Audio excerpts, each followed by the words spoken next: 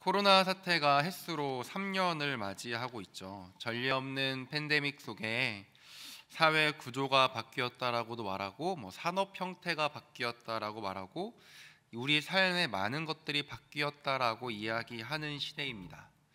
이렇게 많은 것이 바뀐 시대이지만 유독 한 가지 바뀌지 않은 것 같은 것이 있는데요. 그것은 바로 기독교에 대한 신뢰도가 바뀌지 않았습니다. 무슨 말이냐면 기독교 신뢰도는 코로나 이전에도 하향화되고 있었고 코로나 중에도 하향화되고 있습니다.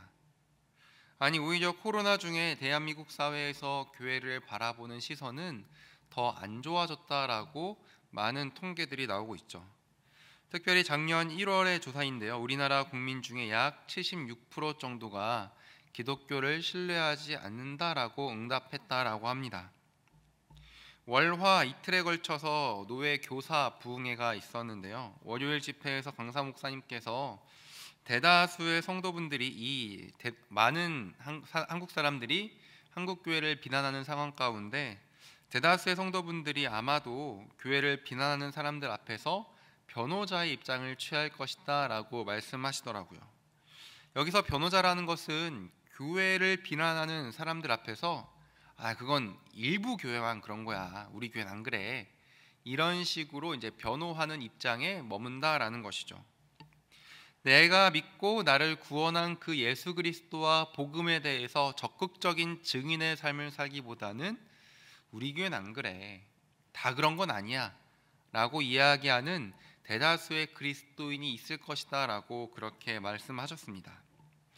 이런 시대 속에서 어디 가서 나는 목사다, 난 장로다, 권사다, 집사다 라고 말하는 것이 상당히 어려운 시대가 되었습니다. 그것을 자신 있게 밝히는 것은 영광스럽고 감격스러운 것을 떠나서 이것을 말해도 될까를 한번 고민하고 말하는 그런 시대가 되었다라는 것이죠. 그러고 보면 제 어릴 적에는 이러한 모습 많이 없었던 것 같습니다. 제가 어릴 적에 주일학교를 다닐 때만 하더라도 목사님은 어디에 가서나 목사님이라고 떳떳하게 말할 수 있었고, 그 다음에 교회 직분자 내가 교회를 다닙니다라고 말하는 것을 택시를 타든 버스를 타든 어디를 가든 그렇게 드러내는 것이 마냥 부끄러운 일은 아니었습니다. 물론 그렇다고 해서 지금 이 시대에 우리가 교회를 다닌다, 그리스도인이다라고 말한 것이 한없이 부끄러운 일이라는 것은 아닙니다. 그러나 분명 20년 전 혹은 30년 전 그 시대보다는 지금 사회적 분위기가 많이 바뀌었다라는 것을 이야기하는 것이죠. 저 어릴 적 기억 속에 제가 다녔던 고향교회 목사님은 정말 납득은 안 되는 분이셨습니다. 그러나 함부로 다가갈 수 없는 영광스러운 직분을 감당하고 있다는 것을 누구나 다 알고 있는 그런 분이셨죠. 저는 대전 신탄진에서 태어났습니다. 제가 태어날 때는 신탄진의 어떠한 동네에 살았다고 하는데 제가 자란 대부분의 기억은 그 교회 집들이 모여 있고 그 위에 교회가 있는 그런 형태의 장소에서 제가 나고 자라고 이제 커갔습니다. 교회 크기는 굉장히 작았죠. 아마 이 강대상과 비슷하거나 아니면 조금 더 큰 정도의 교회 크기였습니다. 아마 성도는 어른아이 합쳐 많이 나올 때는 한 20명 정도밖에 안 되는 그런 미자립 교회였죠. 가난한 동네였다 보니까 삶의 형편이 어려운 분들이 굉장히 많았고 술을 친구 삼아서 그렇게 시간을 보내시는 분들도 굉장히 많았습니다. 한번 주일에는 술에 취해서 비틀거리면서 본당 예배당에 들어오는 그분을 사모님께서는 정성껏 안내하고 등을 두드리면서 함께 예배를 드리셨던 게 기억납니다. 술 취했으니까 그 정신이 온전했겠습니까? 중간에 소리도 지르기도 하고 일어나서 삿대질 하기도 했지만 목사님과 사모님은 이상할리만큼 그분을 아끼셨고 예배가 끝나면 언제나 귀한 식사 대접을 하곤 했죠. 뿐만 아닙니다. 돈을 빌려달라는 어떤 분에게 당연히 못 돌려받을 것을 뻔히 아심에도 불구하고 돈을 빌려주시고 또한 보증도 서주시고 그래서 공경에 처하기도 하시고 돈을 빌려주면은 금방 갚겠다, 신앙생활 열심히 하겠다라고 했지만 1, 2년 잠적한 뒤에 다시 나타나고 이러한 일들이 고향교회에서는 굉장히 많이 반복되었습니다. 어린 시절 저는 이렇게 사서 고생하는 목사님과 사모님이 도저히 이해가 되지 않았습니다. 제가 생각했을 때 두 분은 굳이 이렇게 안 사셔도 얼마든지 잘 살 수 있는 분이라고 저는 생각했습니다. 적어도 목회 안 하면 이것보단 훨씬 잘 살겠다. 야, 이렇게 손가락질 받고 멸시당하는 것보다는 훨씬 잘 사시겠다라는 것이 제가 어린 시절 목사님과 사모님을 바라봤던 눈빛이었죠. 그러고 저는 굳게 결심했습니다. 나는 죽어도 목사 안 한다. 어린 마음엔 이해 안 된다고 하고 나는 이거는 절대 못하겠다. 내가 차라리 다른 거 할지언정 내가 목사는 못하겠다라고 결심하게끔 만들었어도 어린 두 눈에 두 분의 모습은 정말로 존경스러웠습니다. 그 누가 뭐래도 그 직분을 영광스럽게 감당하고 있다는 것을 성도들도 알았고 어린 제가 봐도 알았습니다. 지금 돌이켜보면 그 두 분은 세상 영광은 아닐지라도 하늘 영광을 투영하는 직분자의 삶을 살지 않으셨나라는 것을 생각하게 되고, 그렇게 절대 안 한다라고 자부했던 제가 목회자가 된 요즘 그 두 분의 모습이 더욱더 생각나고, 나는 그의 발톱 때만큼이라도 흉내가 낼 수 있을까라는 생각이 드는 요즘입니다. 그리고 이런 사모님과 목사님의 모습이 세상에서 당당히 외칠 수 있는 영광스러운 직분자의 모습이 아닐까? 이제 그런 생각도 해보기도 하죠. 이런 것을 보면 목회자뿐만 아니라 하나님께서 직분을 주신 모든 사람들은 하늘 영광을 투영할 때 그 직분이 참된 가치를 비춰내는 것 같습니다. 그 직분은 높은 자리에 앉아서 많은 인사를 받는다고, 혹은 악수 청함을 받는다고 누가 많이 인정해 준다고 해서 영광스럽게 되는 것이 아니라 하나님의 영광을 그 직분을 통해서 온전히 드러낼 때에 그 직분은 합당하게 되는 것이죠. 하나님께서 우리에게 허락하신 모든 직분은 바로 그리스도께서 섬기고 봉사할 때 그 영광스러움은 우리의 직분을 통해서 투영되는 것입니다. 다 같이 함께 11절과 12절의 말씀을 한번 읽어보도록 하겠습니다. 시작. 그가 어떤 사람은 사도로, 어떤 사람은 선지자로, 어떤 사람은 복음 전하는 자로, 어떤 사람은 목사와 교사로 삼으셨으니 이는 성도를 온전하게 하여 봉사의 일을 하게 하며 그리스도의 몸을 세우려 하심이라. 11절에 보니까 그가 사도, 선지자, 복음 전하는 자, 목사와 교사를 세웠다라고 말합니다. 그리고 역할들은 대부분 말씀의 봉사자의 역할을 그가 세웠다라는 것을 우리는 알 수가 있죠. 특히 목사와 교사는 말씀을 가르치는 것을 중점으로 하는 직분입니다. 11절에서 나오는 이 직분의 모든 수여자는 바로 18절에서 10절 사이에 나오는 땅에서 올라가셔서 하늘 위에 오르신 분 곧 예수 그리스도께서 이 직분들을 주셨다라는 것을 사도 바울은 언급합니다. 예수님께서 각각의 역할에 따라 다양한 직분으로 우리 사람들에게, 성도들에게 그것을 허락하셨다라는 것이죠. 여기서 이렇게 역할을 허락하신 이유는 두 가지가 나옵니다. 11절에 보니까 하나는 성도를 온전하게 해서 봉사의 일을 하는 것이다 라고 이야기하고, 다른 하나는 그리스도의 몸을 세우는 것, 이렇게 두 가지를 언급을 합니다. 그 직분의 영광스러움이 인사를 많이 받는다고 이루어지는 것도 아니라, 영향력이 세다고 해서 이 사람한테 적절한 직분이 주어지는 것이 아니라 봉사하고 그리스도의 몸을 세우기 위해서 주어진 직분이라고 지금 바울은 이야기하는 거죠. 자, 그런데 여기서 삼으셨다라는 말이 나옵니다. 이 삼으셨다라는 말은 7절과 8절에서 나왔던 주셨다라는 것과 동일한 단어인데요, 이 주셨다라는 말은 7절과 8절에서 그리스도의 선물의 분량대로 은혜를 주셨다라고 할 때 사용되기도 하고, 사람들에게 선물을 주셨다라고 할 때도 언급이 됩니다. 그러니까 주님께서 각 성도들을 여러 직분자들로 구분해서 세우신 것은 교회 연수가 차거나 혹은 인사를 받을 만하거나 혹은 오래 다녀서 많은 것을 알고 있거나 똑똑하거나 학위가 있거나 그래서 임명된 것이 아니라 선물같이 우리에게 주어진 것임을 지금 사도 바울은 전하고 있는 것입니다. 자, 우리는 이 선물들이 우리에게 주어진 그 이유를 조금은 더 자세하게 생각을 해봐야 합니다. 그래야 헛된 영광을 구하지 않고 하늘 영광을 투영하는 그의 합당한 삶을 살아갈 수가 있기 때문이죠. 앞서 그리스도께서 그리스도께서 직분을 주신 이유가 성도들을 온전하게 하여 봉사의 일을 하게 하고 또한 그리스도의 몸을 세우기 위함이다라는 것을 살펴보았습니다.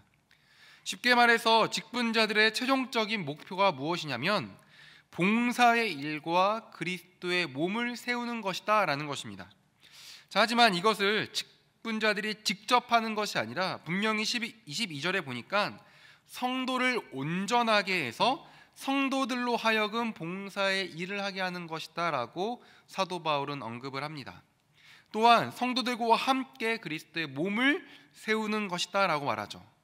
자, 그렇다고 해서 그리스도께서 사도나 선지자, 복음 전하는 자, 목사와 교사를 어떤 교회의 특별한 더 한층 높은 위치에 두셔가지고 이 사람들 그들이 관리자 입장에서 성도들에게 이것을 시켜라라고 말하는 것이 절대 아닙니다.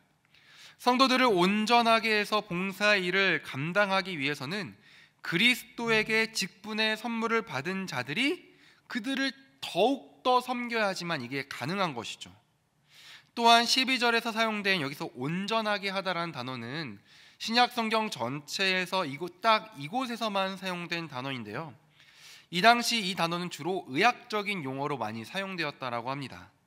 의사가 환자의 몸을 바로 세워서 몸이 정상적으로 자라고 회복하게 하는 것을 도울 때 온전하게 하다라는 단어를 사용했고, 뿐만 아니라 신체 각 부분이 정상적인 기능을 할 수 있도록 끊임없이 돌봐주는 것을 이야기할 때 이 온전하다라는 단어가 사용되었다라고 합니다.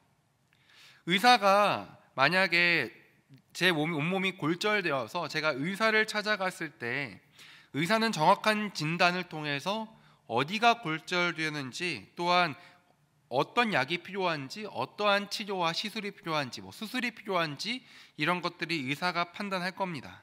또한 옆에 있으면서 이 환자가 잘 회복하는지, 회복하는데 다른 질병도 나타나지 않는지를 잘 살피겠죠. 이렇게 의사가 환자 곁에서 치료를 하는 이유가 무엇입니까?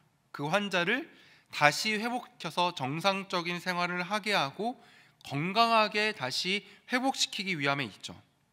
마찬가지로 그리스도께서 교회 안에서 어떤 사람들은 사도, 어떤 사람들은 선지자, 복음 전파자, 목사와 교사로 삼으신 이유는 의사가 환자를 살피듯 성도들을 세심하게 살피고 섬겨서 그들로 하여금 교회 안에서 서로 봉사의 일을 감당하게 하기 위함입니다. 또한 서로 봉사의 일을 함으로 그리스도의 몸을 더욱더 세워가는 것에 목적이 있는 것이죠.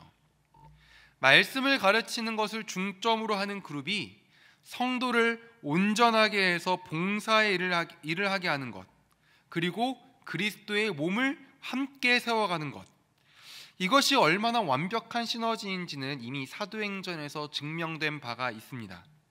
사도행전 6장에 보면 성령 강림 사건 이후로 사도들은 예수 그리스도의 이름으로 박해받고 능욕당한 것을 마땅하게 생각하는 부분이 나옵니다. 또한 복음 전파와 말씀을 가르치는 것에 전력 투구하는 사도들의 모습이 나오죠. 이로 인해서 수많은 사람들이 예루살렘 교회에 모여들게 됩니다.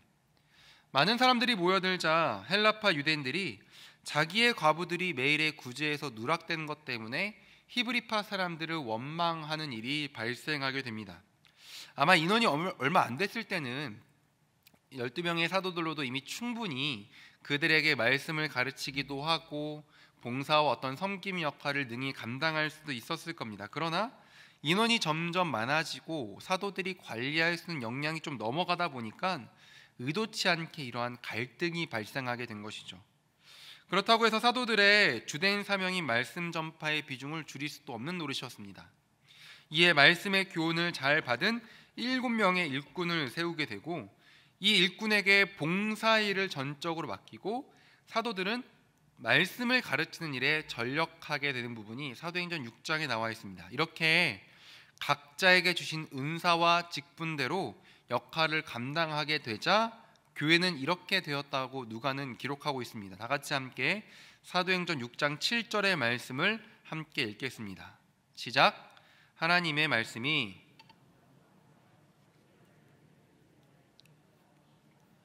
허다한 제사장의 무리도 이 도에 복종하니라. 아멘. 말씀이 왕성했다. 그리고 말씀해 보니까 교회 인원이 늘었다라고 하지 않고 제자의 수가 많아졌다라고 하죠. 심지어 유대교의 정점에 서 있었던 제사장의 무리들도 그리스도의 복음에 복종하는 역사가 일어나게 됩니다. 그리스도께서 말씀을 가르치는 목사와 교사로 우리를 부르셨다면 우리는 더욱더 성도를 섬겨야 하고, 또한 그렇게 세워진 성도들이 또한 서로를 섬길 때 유대교의 정점에 있어서 저 사람, 저 제사장들은 도무지 십자가의 도에 복종할 수 없을 거야, 불가능하다라고 생각했던 그 그룹조차 그리스도의 도에 복종하여 한 몸을 이루게 되었다라고 사도행전은 고백하고 있는 것이죠. 이것이 세상이 감당하지 못하는 그리스도인, 세상이 감당하지 못하는 교회의 모습이 아닐까요? 설교의 시작에도 말씀드렸지만 오늘날 한국교회를 신뢰하지 않는다라고 말하는 사람이 10명 중에 8명 가까이 되는 그러한 시대입니다. 개독교라 욕하고 교회 다니는 사람들을 비이성적인 집단으로 치부하는 시대입니다. 어떻게 보면 이들에게 복음을 전한다는 것은 2000년 전에 제사장에게 복음 전하는 것보다 훨씬 더 어려운 일이라고 저는 생각합니다. 그러나 이곳에는 우리가 특히 말씀을 가르치고 전해야 될 책임 있는 목회자, 또한 장로님들, 권사님들, 집사님들, 또한 다음 세대 교사분들 모두가 하나님의 말씀을 제대로 살아내고 그 말씀을 제대로 가르칠 때 복음이 도무지 들어갈 것 같지 않아 보이는 저 사람들이 십자가의 도에 복종하게 된 역사가 일어날 것을 저는 믿습니다. 우리가 말씀이 가능하다, 말씀으로 이것들을 능히할 수 있다, 말씀에는 제사장도 복종했듯이 말씀으로는 저 10명 중에 8명의 사람이 기독교를 부인하고 욕할지라도 말씀의 능력이면 저 사람들도 십자가의 도에 복종할 수 있다. 우리가 그 믿음 없이, 또한 그 능력 없이 우리가 어떻게 살아가겠습니까? 주어진 말씀의 능력을 신뢰하며 이것을 잘 전하기 위해 주야로 묵상하고, 또한 말씀을 먼저 우리가 삶 가운데 실천하고, 또한 우리가 그것을 전파하는 그 모습들을 통해 그리스도의 몸된 교회를 더욱더 세워나가고 복음을 전파하는 우리가 되길 소망합니다. 이어서 말씀을 보면 13절엔 이렇게 나와 있습니다. 13절 다 같이 함께 읽겠습니다. 시작. 우리가 다 하나님의 아들을 믿는 것과 아는 일에 하나가 되어 온전한 사람을 이루어 그리스도의 장성한 분량이 충만한 데까지 이르리니. 여기서 우리가 놓치지 않아야 할 것이 12절에서 뭐 하심이라 라고 해서 끝났다고 해서 13절에서 새로운 문장이 시작하고 있다는 것은 아니라는 겁니다. 헬라 원문에 보면 11절부터 16절까지 그러니까 한 문장으로 구성되어 있거든요. 그러니까 우리가 필요상 끊어서 말씀을 좀 살펴보긴 하지만 13절은 앞의 문장과 하나의 문장을 지금 구성하고 있는 겁니다. 이것을 염두하고 한번 13절의 말씀을 읽어보겠습니다. 13절의 첫 단어는 뭐뭐까지 도달하다, 뭐뭐까지 이르다라는 단어로 되어 있습니다. 개역개정으로는 13절 맨 끝부분에 언급되어 있죠. 12절에서 나온 성도를 온전하게 해서 그로 하여금 봉사의 일을 하게 하고, 또한 그리스도의 몸을 세우는 것이 궁극적인 목표입니다. 자, 그런데 여러분, 우리가 예를 들어서 마당이 딸리고 예쁜 화단이 있는 집을 하나 짓는다라고 한번 생각을 해봅시다. 아마 필요한 것이 여러 가지 있을 겁니다. 마당에 뭐 잔디도 심어야 되고, 화단 공사도 해야 되고, 건물도 지어야 되고, 내부 인테리어도 해야 됩니다. 그리고 우리는 집을 지었다라고 할 때 이 모든 것이 다 어우러졌을 때 우리가 예쁜 집을 지었다라고 이렇게 이야기합니다. 단순히 그냥 마당에 잔디만 심거나 혹은 그냥 건물만 지어놓고 뭐 내부 인테리어나 뭐 전기공사 아무것도 안 해놓고서는 우리가 집을 지었다라고 말하지 않지 않습니까? 마찬가지로 그리스도의 몸을 세운다라는 어떤 궁극적인 목적이 있으면 이것을 완성하기 위한 세부 목표들이 또 존재하는 것입니다. 이것을 사도 바울은 13절에서 세 가지의 목적으로 이야기하고 있는데요. 앞서 말씀드렸듯이 13절은 무엇까지 이르다, 무엇까지 도달하다라는 이야기로 시작한다고 말씀드렸습니다. 그리고 13절은 이것을 알려주는 세 가지의 내용이 있는데, 첫 번째는 하나님의 아들을 믿는 것과 아는 것이 하나됨에 이를 때까지, 이게 첫 번째 목표이고, 또한 두 번째 목표는 온전한 사람에 이를 때까지, 세 번째는 그리스도의 장성한 분량이 충만한 데까지, 이렇게 세 가지의 목적을 그리스도의 몸을 세운다는 궁극적인 목표를 위해서 사도 바울은 언급하고 있습니다. 자, 먼저 하나님의 아들을 믿는 것과 아는 것의 하나됨을 이루어야 그리스도의 몸을 세울 수 있는데요. 우리 삶에서도 많이 경험하고 또한 경험하듯이 믿는다고 아는 것도 아니고 안다고 해서 믿는 것이 아닙니다. 만일 믿게 되는 순간 그것에 대해 다 알게 된다면 이 세상에 싸우는 커플 한 커플도 없을 겁니다. 제가 결혼하기 전에 유부남 선배들로부터 어떤 말을 많이 들었냐면, 연애 때 알고 있던 여자친구의 모습은 세발의 피다, 결혼하면은 또 다른 삶의 영역이 열린다 라는 거였습니다. 근데 제가 막상 그 사람을 사랑하고 또한 믿어가지고 결혼해 보니까 이전에 알고 있던 그 사람의 모습은 세 발의 피가 아니라 새 발톱의 때 일부분 안 됩니다. 만일 믿는 순간 모든 것을 다 알게 된다? 내가 믿고 그 사람을 사랑하는 순간 그 사람에 대해 다 알게 된다? 그러면 이혼하는 사람 아무도 없을 것이고 헤어지고 싸우는 커플 아무도 없을 겁니다. 그러나 우리는 잘 알죠. 믿는 것과 아는 것은 또 다른 문제라는 것을 우리는 잘 알고 있습니다. 뿐만 아니라 반대로 안다고 해서 믿는 것이 아님을 우리는 잘 알고 있지 않습니까? 그러니까 저의 큰 고모부가 예수님을 믿지는 않으십니다. 그런데 중고등학교를 미션스쿨 나오셔가지고 매주 예배도 드리셨고 또한 정규 수업으로 이제 그 기독교에 관한 종교 수업이 있었다라고 하시더라고요. 대화를 나눠보면은 실제로 예수님에 대해서 알고 계신 것이 굉장히 많고 성경의 스토리도 알고 있는 것이 굉장히 많습니다. 그러나 절대 예수님 믿지 않습니다. 안다고 해서 믿지는 않는다는 거죠. 그러니 믿는 것과 아는 것이 서로 하나가 되어야 된다. 믿음을 위해 전력 투구하고 또한 믿는 것을 더욱더 확고히 하기 위해 알기 위해 전력 투구해야 한다는 것이 지금 사도 바울이 얼마나 적절한 말을 하고 있는지 우리는 모두 다 알고 있는 것이죠. 바울은 이 말씀을 교회 공동체에 전하면서 그리스도의 몸을 세워감에 있어서 하나님의 아들을 믿는 것과 아는 것이 서로 달라서는 안 된다, 서로 믿는 것과 아는 것은 하나가 되어야 된다라고 사도 바울은 강조하고 있고, 그 하나가 될 때 그리스도의 몸은 세워진다라고 바울은 이야기하고 있습니다. 그리고 이해하기 위해 나는 믿는다라고 말했던 어거스틴처럼 우리가 하나님의 아들을 알기 위해서는 반드시 그 아들을 믿어야 되는 것이죠.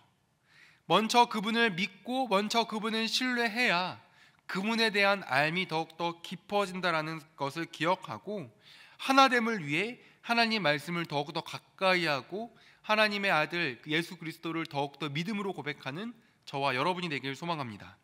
그리고 믿는 것과 아는 것의 하나됨은 반드시 성도들의 삶을 통해 투영되게 되어 있습니다.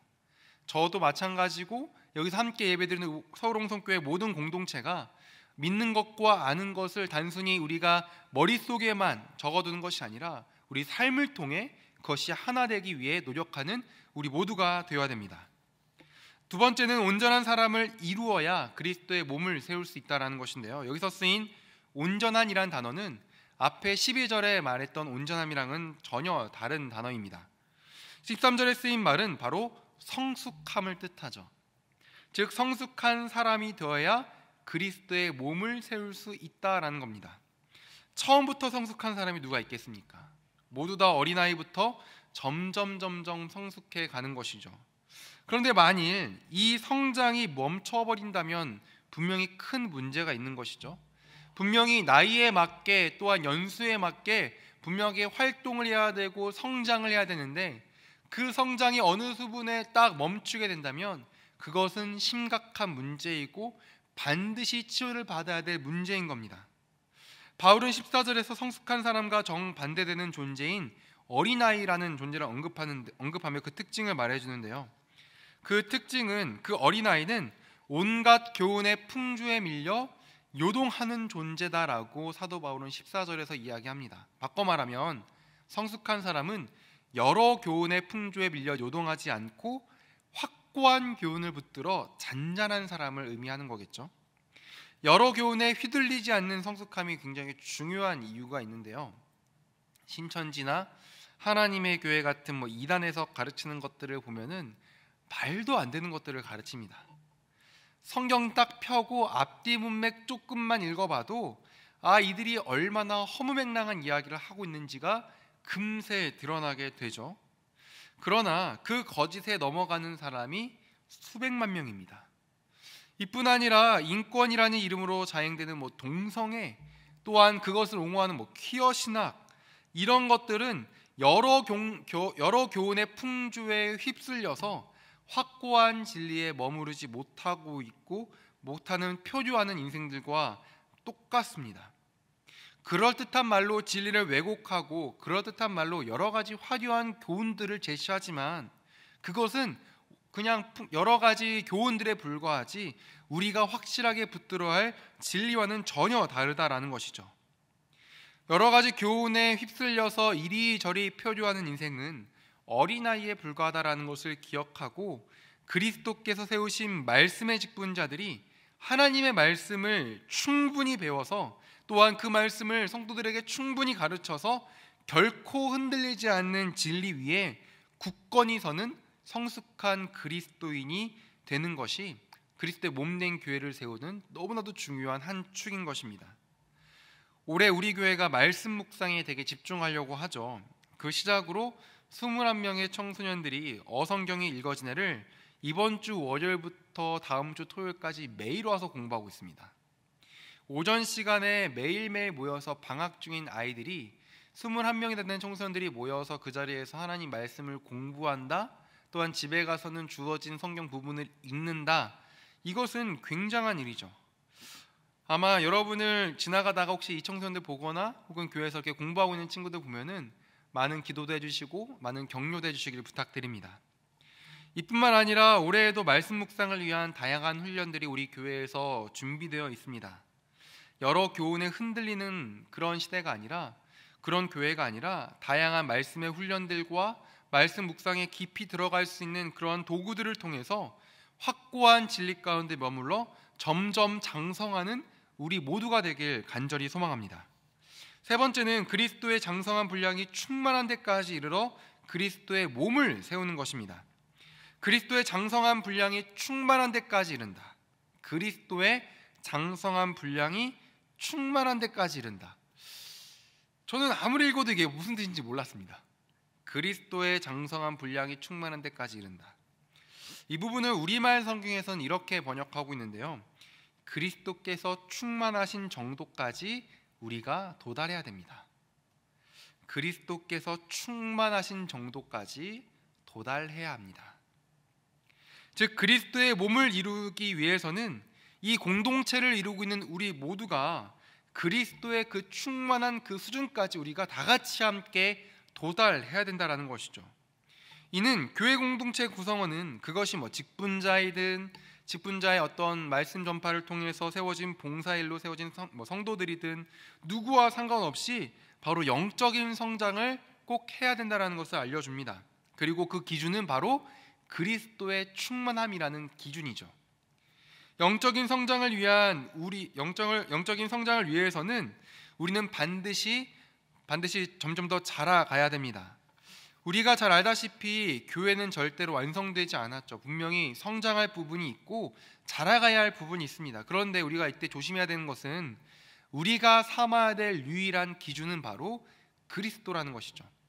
그래서 사도 바울은 그리스도의 장성한 분량에 이르기까지 우리가 도착해야 된다, 그리스도의 그 수준까지 우리가 도달해야 된다라고 그리스도의 몸된 교회를 세우는 방법 중에 하나로 이야기하고 있는 겁니다.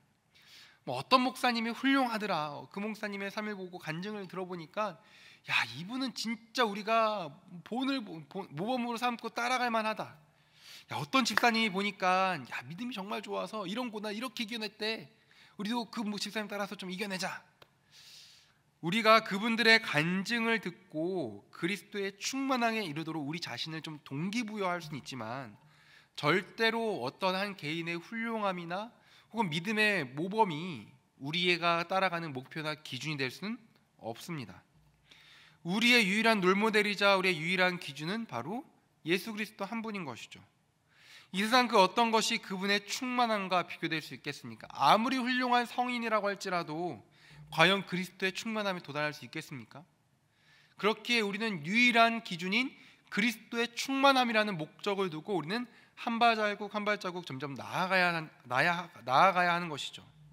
우리 서울 홍성의 공동체 그리고 우리 각 개인 모두가 그리스도의 충만함을 끊임없이 나의 삶에 채우려고 하고, 또한 그분을 기준 삼아 내가 살아갈 때 우리는 그리스도의 몸을 더욱더 세워갈 수가 있는 것입니다. 주 안에 하나 된 성도 여러분, 2022년도가 벌써 12일이나 지났습니다. 송구영신 예배가 바로 어제였던 것 같거든요. 근데 벌써 어느덧 12일이 지났습니다. 이렇게 시간이 흘렀다는 것은 단순히 하루 또 갔네, 한 달 또 갔네, 이게 아니라 그리스도의 재림의 날에 우리가 점점 가까워지고 있다는 것이죠. 그리고 우리는 그리스도의 재림의 날까지 분명히 그리스도의 몸된 교회를 더욱더 견고히 세워야 되는 사명을 갖고 있습니다. 기독교가 많은 욕을 먹고 있는 이 시대, 10명 중에 8명이 기독교를 신뢰하지 않는다라고 대답하는 이 시대 속에서 우리가 그리스도의 재림에 가까운 삶을 하루하루 더욱 나아가면서 우리가 어떻게 이 그리스도의 몸된 교회를 더욱더 견고히 세울지 우리는 스스로 질문하고 말씀 가운데 답을 찾아가야 된다라고 생각합니다. 오늘 사도 바울은 이야기합니다. 그리스도의 몸된 교회를 세워야 된다. 이를 위해서 예수님께서 우리에게 누군가는 사도로, 누군가는 선지자로, 누군가는 복음 전파자로, 누군가는 목사와 교사로 세웠다라고 이야기합니다. 그리고 그들을 통하여 말씀을 가르치게 하고, 또한 성도들로 하여금 봉사 일을 하게 해서 모두가 함께 그리스도의 몸된 교회를 세워가야 된다라고 이야기합니다. 그리고 하나님의 아들을 믿는 것과 아는 일에 하나가 되어야 그리스도의 몸을 세울 수 있다.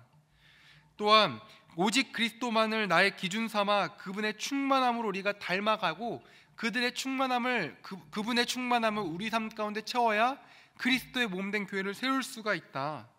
또 우리가 더 이상 어린아이같이 머물러 있는 것이 아니라 확고한 진리 가운데 발을 딛고 하나님 나라를 바라봐서 그리스도의 몸된 교회를 세워야 된다라고 사도 바울은 이야기하고 있습니다.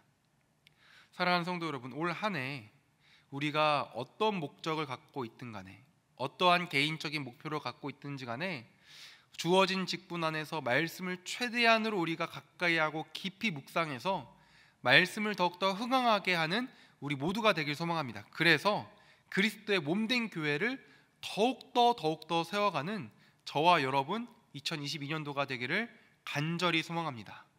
그러기 위해서는 개인 묵상도 하셔야 되고, 맥주인 성경 읽으셔야 되고, 읽는 것을 떠나서 그 말씀에 담긴 뜻이 무엇인지 숙고하고 또 묵상하는, 마치 소가 여물을 씹고 삼켰다가 다시 꺼내서 되새김질하고 다시 넣고 또한 되새김질을 반복하는 것처럼 말씀을 끊임없이 묵상하고 되새김질해서 말씀의 능력이 우리 그리스도의 몸된 홍성교회를 세우게 하는 올 한 해가 되길 간절히 축복합니다. 기도하겠습니다. 하나님 아버지, 은혜를 감사합니다. 하나님 아버지, 주님의 은혜 가운데 2022년도를 시작하게 해주신 주님 감사합니다. 하나님, 사랑하는 서울 홍성교회 모든 가족들이 올 한 해 주의 말씀 가운데 더욱더 집중할 수 있도록 도와주시고, 특별히 하나님의 아들을 믿는 것과 아는 것에 하나가 되게 하고 주 장성한 분량에까지 이르며 오직 그리스도만 기준 삼아 나의 삶 가운데 그리스도로 충만하길 소망하는 그 목적을 달성하여서 그리스도의 몸된 교회를 튼튼히 세워갈 수 있도록 인도하여 주옵소서. 기독교가 많은 욕을 먹고 있고 또한 신뢰도가 바닥에 땅에 떨어진 이 시대 가운데 우리가 주의 말씀 들고 나아갑니다. 주의 말씀으로 그리스도의 몸된 홍성교회를 세우길 소망합니다. 그리하여서 정말 주의 말씀이 흥황하여 더욱더 견고히 세워져 가는 세상의 참된 빛과 소금의 역할을 감당할 수 있는 서울 홍성교회가 될 수 있도록 주여 인도하여 주옵소서. 감사하며 우리를 권하신 예수님의 이름으로 기도드립니다. 아멘.